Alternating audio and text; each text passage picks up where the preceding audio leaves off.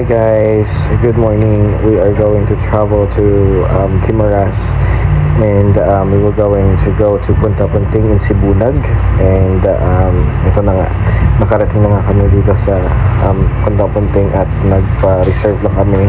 Akala namin maraming tao, pero pagdating namin sa resort, ito na nga, dalawa lang kami yung tao sa buong resort. Kaya nga, naghanda na lang kami ng pagkain namin at saka inumin. So, nag-tent lang kami.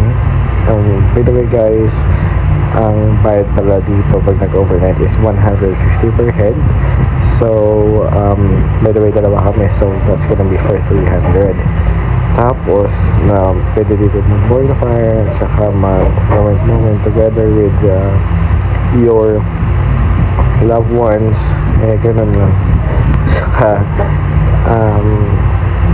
kailangan ninyo na magkaroon ng bonding at saka habang nasa point fire kami, pinag-usapan namin yung mga bagay-bagay na hindi usually namin pinag-usapan kapag magkasama kami, like ang mga problema namin sa bawat isa, sa work, sa bahay at kahit ano pa yan.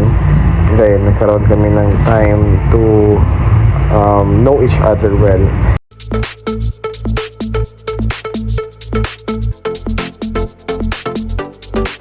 Ayan guys, kaya ngayon itutur ko kayo ng kaunti dito. Sabi ko nga nag-tent kami, tapos dalawa lang kami sa buong resort, at kahit dalawa lang kami, nakikita nyo naman na lahat ng ilaw ay nakasindi pa rin, at yan yung pagpapahalaga nila sa mga customers nila. Kaya ngayon umaga na, tingnan nyo naman, napaka-peaceful ng tanawin, napakalinaw ng tubig, makikita pala dyan yung mga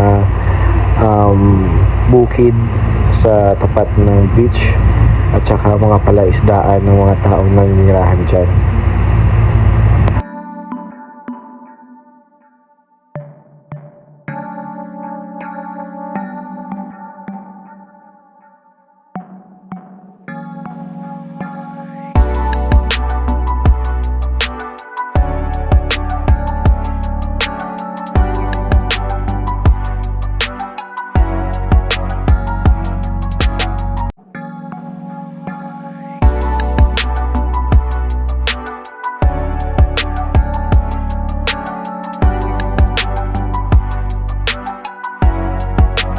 At saka guys, ito yung makikita nyo kapag umaga na, at saka makikita nyo yung tubig na napakalinaw, at saka may volleyball court pala dito. At yung kapag kasama yung tropa at nag-cottage kayo, that will going to cost 1,500 per cottage. Alright, kaya guys, ano pang hinihintay nyo? Tara na rin at pag-travel at pumunta na rin dito sa Punta Punting, Sibunag, Kimaras. At saka doon na rin nagtatapos sa mini vlog sa araw na ito. At hopefully lahat tayo makapag-travel at makapag-unwind sa mga stressful days natin. Goodbye, at hope to see you soon.